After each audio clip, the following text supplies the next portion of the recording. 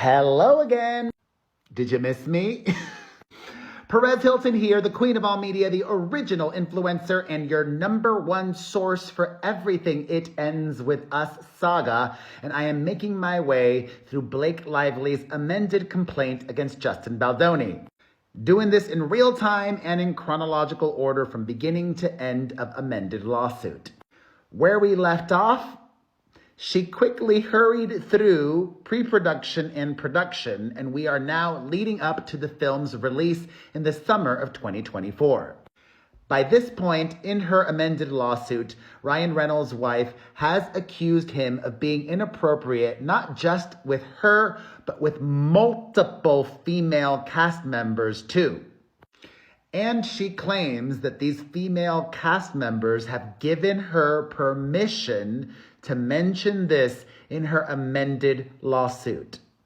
And that these female cast members are willing and will testify against Justin Baldoni.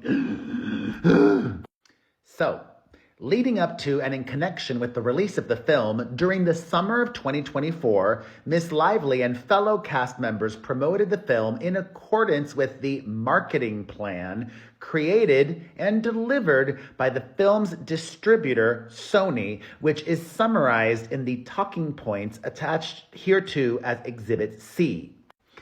They want to make a point that the wear your florals and grab your besties and go see the movie, and to de-emphasize the domestic violence of it all, that was Sony's plan. Okay? Blame Sony, not Blake Lively. Miss Lively and other cast members were under a contractual obligation to engage in media, press, marketing activities, and render promotional services in accordance with the marketing plan. Sony's marketing plan, she alleges. The marketing plan directed the cast to focus more on Lily's strength, her character, and resilience, as opposed to describing the film as a story about domestic violence, and to avoid talking about this film that makes it feel sad or heavy. It's a story of hope. Wayfarer, they say in the lawsuit, endorsed this plan in an email to Sony on August 11th. Mr. Heath described the marketing of the film to date as brilliant and fantastic, and noted that we are not saying it's been inappropriately marketed in any way. Ay, Dios mío. I remember the full email. This is just so crazy. Why would her C-list lawyers do this?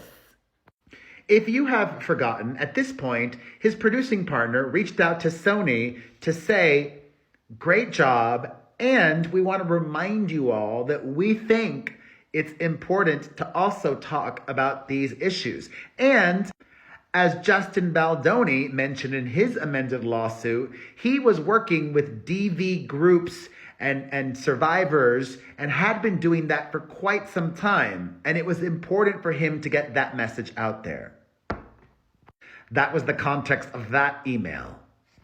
Oh, but now they claim in the days leading up to the film's release, Mr. Baldoni abruptly pivoted away from the film's marketing plan and the types of publicity activities in which he had previously participated.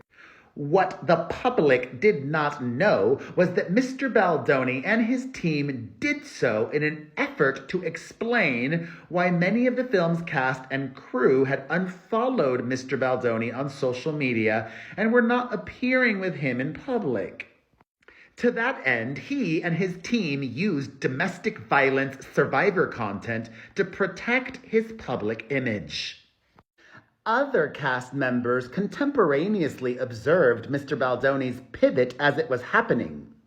For example, a female cast member lamented to Miss Lively in a text on August 10th, 2024, that Mr. Baldoni's marketing pivot was jeopardizing the success of the film, and opined that the pivot would not work because it would eventually come out that Mr. Baldoni was using domestic violence commentary to cover his own behavior.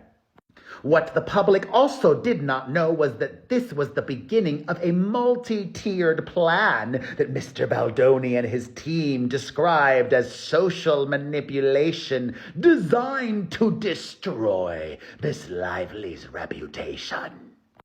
The plan was backed by virtually unlimited resources. Wayfarer's co-founder, co-chairman, and leading financier is multi-billionaire Steve Sarowitz, who divulged to a witness at the film's New York premiere on August 6, 2024, that he was prepared to spend $100 million to ruin the lives of Miss Lively and her family.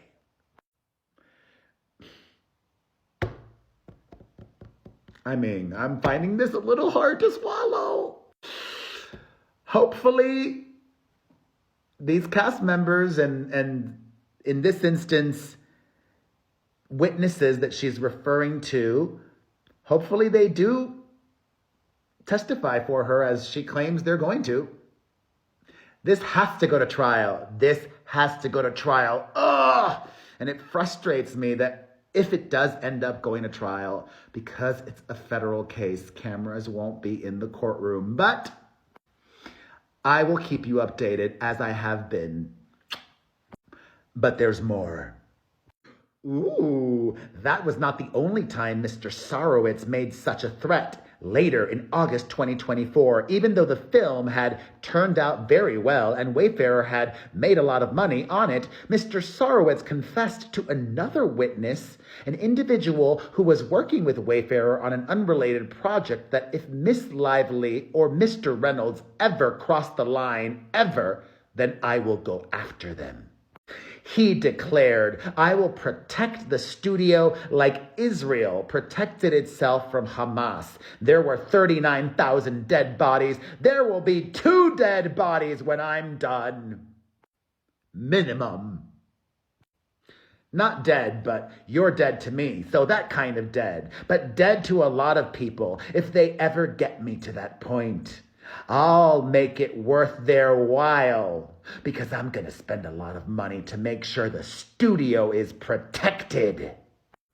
Supported by Mr. Sarowitz's financial backing and militaristic worldview, Mr. Baldoni and his Wayfarer associates embarked on a sophisticated press and digital plan in retaliation for Miss Lively exercising her legally protected right to speak up about their misconduct on the set, with the additional objective of intimidating her and anyone else from revealing in public what actually occurred.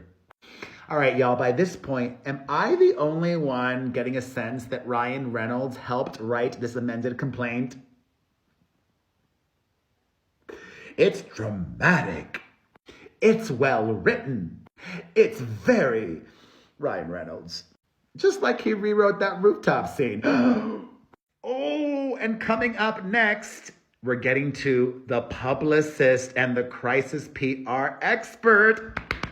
Stay tuned. A lot more is coming. I am doing this in real time. I am not sleeping. I am so thankful to you for watching and being with me along this ride. It is wild. Whew. A lot to take in this video. And some heavy allegations, theories from her. What do you make of this all? Let me know your thoughts in the comments section, and I will see you again soon.